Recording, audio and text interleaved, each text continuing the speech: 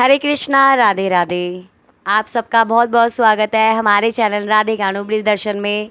आप सब लोगों का प्यार मुझे मिलता रहे, बहुत सारा प्यार आप लोगों का मुझे मिल रहा है और आप सब लोगों के प्यार से मैं आज फिर एक सच्ची घटना जो मेरे साथ खुद घटित हुई है आप लोगों से शेयर करना चाहूँगी।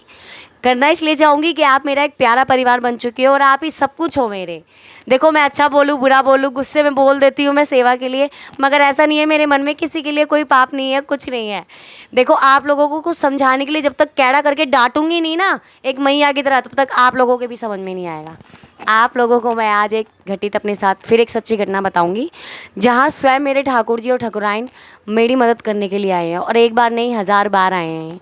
जब जब जिस जिस रिश्ते को मैंने महसूस किया है ना, चाहे वो भाई का हो, चाहे माँ का हो, चाहे बाप का, वहाँ वहाँ मैंने इन्हें पाया है।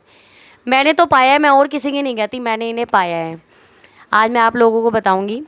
देखिए, मेरी बेटी मेरे पेट में थी, मुझे पूरा टाइम था 9 महीने का।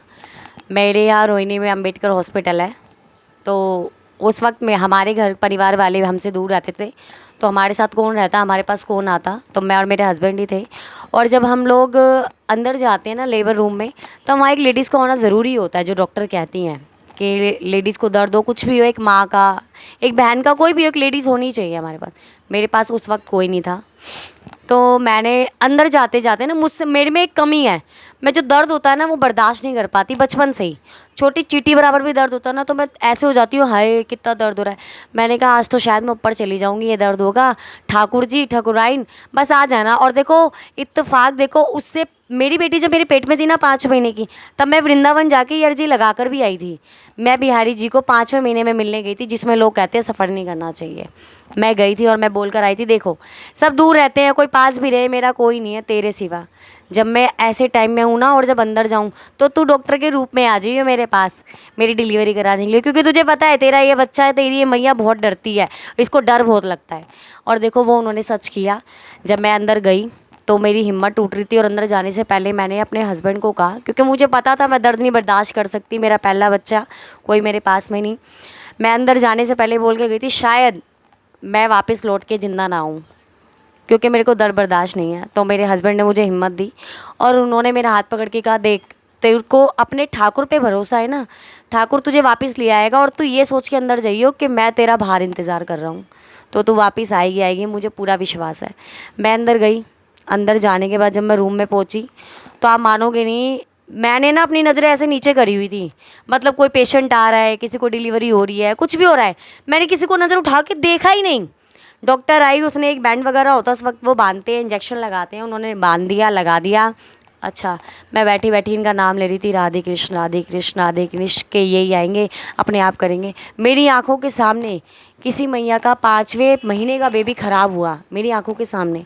वो मेरे सामने खड़ी है और मैंने उसको नज़र उठा के नहीं देखा, क्यों, मेरी हिम्मत टूट जाएगी, मेरे पास कोई नहीं है, मैं क्या करूँगी। मैं सिर्फ अपने राधे कृष्ण का नाम जपती रही, और देखो मेरे साथ क्या चमत्कार हुआ।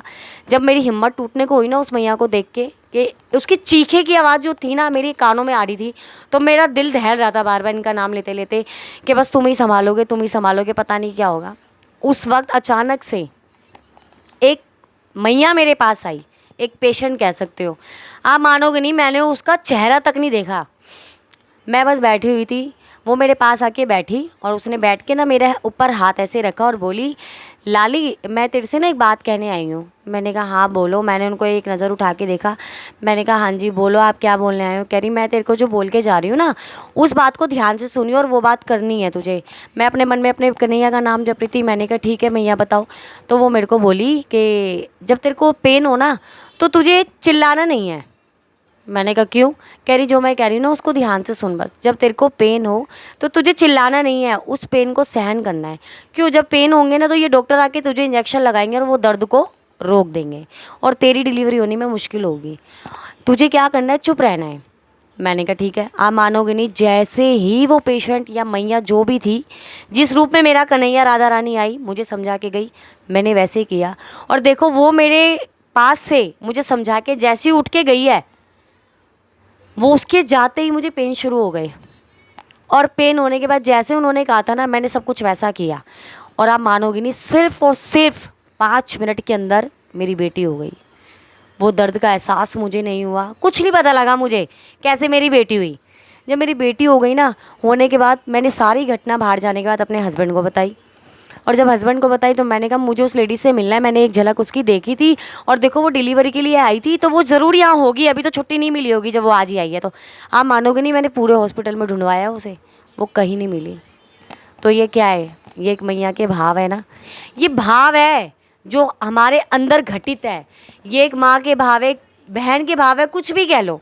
मैं तो इन्हें अपने बच्चे के रूप में पूछती हूँ। मगर जो भाव होते हैं ना, तो जहाँ भाव सच्चे होते हैं ये आते हैं, खुद आते हैं। मैंने खुद महसूस किया है, देखा है उन्हें कि वो किसी न किसी रूप में ज़रूर आते हैं। मैंने जिस रिश्ते को कभी महसूस किया है ना, चाहे वो एक डॉक्टर का हो, चाहे एक नर्स का हो, चाहे एक माँ का हो, एक बहन का हो, भाई का हो, कुछ भी हो, ये उसे निभाने मेरे पास साक्षात आए हैं। मैंने तो इनकी लीला एक बार नहीं 1000 बार देखी है, इनके दर्शन एक बार नहीं 1000 बार करे हैं। मगर देखो उस वक्त तो ये चीज़ें ध्यान नहीं आती ना, जब बाद में सोचने बैठती हूँ तो अब आँखों में से आंसू निकल आते हैं। देख, मेरा कन्हैया मेरी मदद करने पहुँचा था और मैं उसे पहचान भी नहीं पाई। मेरी राधा रानी मेरी मदद करने आई थी और मैं उसे पहचान नहीं पाई। फिर भी ना पहचान पाई, कोई बात नहीं, अभी एहसास हुआ, फिर भी कोई बात नहीं। तेरे को बारंबार कोटि कोटि प्रणाम है, तू हमेशा मुझे मुसीबत से निकालने आ जाता है। भाई यही सच्चे भाव है, यही आप लोगों को बार बार कहना चाहती हूँ, फिर कहना चाहूँगी।